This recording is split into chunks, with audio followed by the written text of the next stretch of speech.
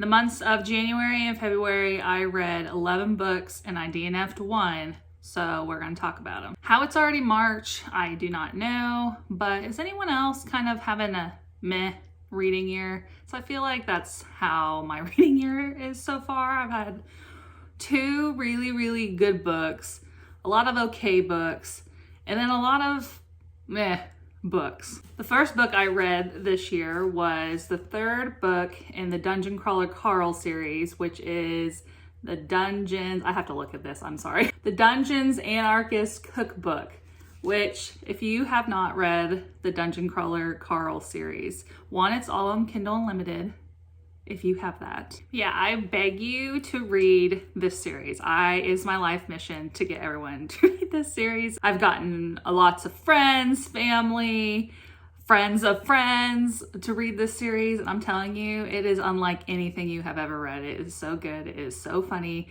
It is a wild ride. I'm really excited to continue the series. I really want to just binge read it, but I've been trying to stick with my TBR jar challenge, and you know, sometimes that's a challenge. So a quick synopsis of the whole series, since this is the 3rd book. I'm not really gonna talk a lot about it because it'll be spoilery. This series definitely reads like a video game. It is lit RPG.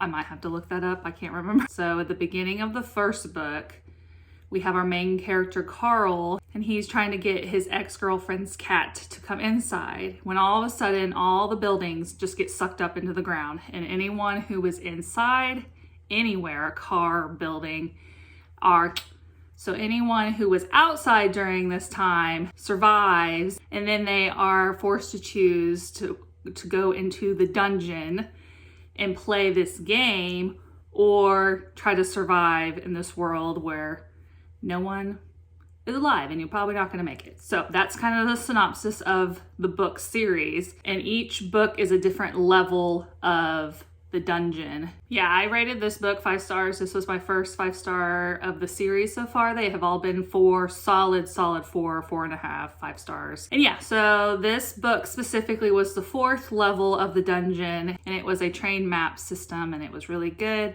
There was a certain line in this book that I laughed out loud, and I am not a person who laughs out loud reading. I'll sometimes chuckle, I'll sometimes get a little but I laughed out loud. So everyone, please read this series if you have not yet. It is well worth your time, I promise you. Next, I finally read The Fellowship of the Ring, and this was a long time coming. I rated this book 4 stars, Lord of the Rings. I mean, can't go wrong. So I attempted to read this book physically about 2 years ago, and I knew going in that it was a very slow-paced book. And that's fine, I just was not in the mood for it. So I put it down temporarily, knowing I would go back and pick it up. But I ended up listening to it, which I think was a good thing for me because I could listen to it while I was driving and whatnot. And because it is slow paced, I think that really helped, was listening to the audiobook. And I'll put which one I listened to because I know there's quite a few narrators. But I will say I did not realize how much singing is in the book. And so I'd just be listening, and then all of a sudden the narrator would just start singing, and every time it just kind of made me laugh a little bit. But it was really good. Obviously, it's Lord of the Rings. I'm excited to read the next ones in the series. We'll probably listen to them also. Next, I read All Systems Red, which is the 1st book in the Murderbot series. And this book was really funny. I had heard good things about it, and it was short. So this is about our main character, Murderbot. And all Murderbot wants to do is watch its TV shows and be left alone. It doesn't want to do its job. It just wants to be left alone, but it is hired to go on this mission and protect a group of humans. And in this world, the humans and the robots don't really interact, but Murderbot might start kind of developing some protective instinct feelings for its humans. So it's kind of just that story of the team working together and unlikely friendships, relationships. Does Murderbot have a heart? Maybe. Did it malfunction and has feelings? Maybe. So yeah, this book was really good. I'm really excited to read the second ones, and I just really, really love Murderbot. It was so relatable. which I don't know what that says about me, but I rated this book 4.5 stars. It was great. Next, I re-listened to The Running Grave, which is the 7th book in the Cormoran Strike series, one of my favorite series of all time. The 8th book is coming out sometime this year in September, so I was doing my reread and I am excited for the next one. If you have not read this series, it is like a Sherlock Holmes-y kind of mystery, crime mystery series. It has a very long, slow burn. It's just great. I really, really love this series so much. This one specifically is about a client's son who is in a cult and they're trying to break him out, essentially. 5 stars. Next, I read The Will of the Many, which is on my top 10 books that I really want to read this year. And so I read it. It is a chunky one. I rated this book also 5 stars. It is a little complicated to explain, but it's like this Roman inspired fantasy. And in this world, people give up their will, which is kind of like their strength, for various reasons, usually to more powerful people in the government. And so in this world, the weak become more suppressed and the powerful become more powerful. Our main character, Vis, is adopted by one of these powerful government officials, and he's sent to the school where all the powerful government children are because he thinks that something fishy is going on at this school because random children are. So he wants to know what is happening at this school. So if you like themes of like overthrowing the government, magical schools, and lots of twists and turns, and then this book is definitely for you. The second one comes out, I think, sometime in September, and I'm really excited to read that one as well. So the next few books are kind of what put me a little bit in my reading slump that I'm still in a little bit, you know, a couple days into March. So next I read The Housemaid, and let me put this down. So this was one of my book club picks, and I knew going into this book that I was probably not gonna like it. And if it wasn't for my book club, I would have not picked this book up because I know this type of book is not for me. So I rated it 2 stars. It was a complete crap show. I really struggle with these types of books where all the characters are stupid. They have no sense of self-preservation. Our main character, Millie, is one of the most insufferable people I have ever read their point of view from in a book. Yeah, the synopsis of this is we have Millie, who is hired by this rich family to kind of be the housemaid / nanny. And the wife that hired her, Nina, she is sketchy. And then the husband is, of course, so perfect. And how is he all in love with Nina? Blah, blah, blah, blah, blah. It was just bad. The writing was terrible. I'm typically not a stickler for writing. Like, who am I as a non-writer to, you know, criticize people's writing? But it was so bad that it was hard to read because I would read some of it and I'd just be totally taken out of the story because of how badly written it was.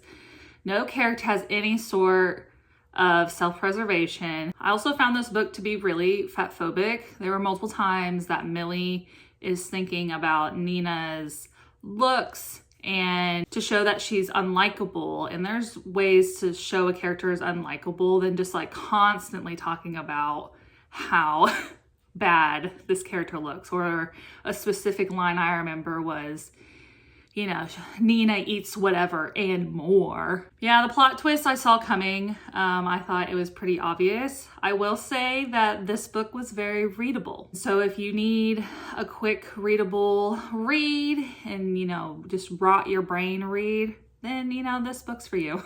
Next, I read Emergency Skin by N.K. Jemisin, which is a short story in a collection of short stories called Forward. And this short story was very weird. It was written in second person, so it took some time to get used to being, you know, you. It definitely had some political undertones, so if that is something that you don't like, then I don't recommend. I didn't really care one way or another, but it was it was odd. I rated it 3 stars. It was just okay. I definitely want to read some more by N.K. Jemisin because I've heard a lot about her, but maybe this wasn't the best place to start. Next, I read Confessions, which is a Japanese translation, and it's like a murder mystery, locker room kind of murder mystery. I rated this book 3-ish, 3.5. I'm kind of torn between the two of them. So this book was my first successfully read Japanese translation book. I tend to find them really dry writing, and that's fine, but I'm not into that. So this one I actually did finish. It starts out with this teacher who is leaving, and she's giving a speech in the auditorium and is talking about, hey, I know the 2 students that my daughter, and then she just leaves. So the story is told from different point of views of different characters who know the story, and it did get a little tiring towards the end reading the same story from different point of views. I overall enjoyed it and would recommend if you are into kind of this type of murder mysteries. I did think it was unique for me. I hadn't read one like this setup before, and I did enjoy it overall. So after reading some okay books, I needed something lighthearted. I wanted something specifically that didn't have romance. I just haven't been in a super romance mood this year. I feel like I got really burnt out on romantasy last year, and I feel like all these books are kind of the same setup, very formulaic, and I just wanted something lighthearted and wholesome, but no romance. So I read The Guncle, and this book I rated 4 stars, and it was really cute. It's about our main character, Patrick, whose brother is going to rehab, and he wants Patrick to watch his 2 children while he's in rehab. Patrick is a famous actor, but he has moved to Palm Springs to kind of figure out what he wants to do. He's getting older. He doesn't know what to do with children. He kind of reluctantly takes temporary guardianship over these children. The kids are going through a grieving process for reasons I'm not going to tell you. And so it was both wholesome, but it had a lot more discussions of grief than I was expecting because Patrick is also grieving certain things. So the story is just following them through the summer as Patrick fills his guncle duties, and he might get more than he bargained for. So I highly recommend this. I listened to the audiobook, which is narrated by the author, and I did really enjoy listening to it as an audiobook because one of the kids has a lisp, and then the narrator does the lisp, and it's just kind of funny anytime that kid talked because it has this lisp. Next, I read Nothing to See Here, which all you need to know about this book is that there's these 2 children, and when they get mad, they spontaneously combust into flames. I also listened to this as an audiobook, and I do recommend the audiobook because it takes place in Tennessee, so the narrator has these southern accents, which was just a nice touch to the stories. The book that I DNF'd was Manacled, and this was one I also knew that I probably wasn't gonna like. I had been told by a few people that I personally know, like in real life, not just on the internet, that I should read this Harry Potter fanfic. And I think I was told I need to read it specifically because I consider myself a mega Harry Potter fan. I've read the series like 25 times. I reread it every year. And so, but I was like, okay, I'm gonna try to separate my feelings as a purist Harry Potter fan and try to read it objectively because it has a lot of hype. It is very highly rated on Goodreads, which doesn't mean anything, but you know, and I just couldn't do it. I DNF'd it at 6%. And ultimately, you cannot make me love a rapist. I'm sorry.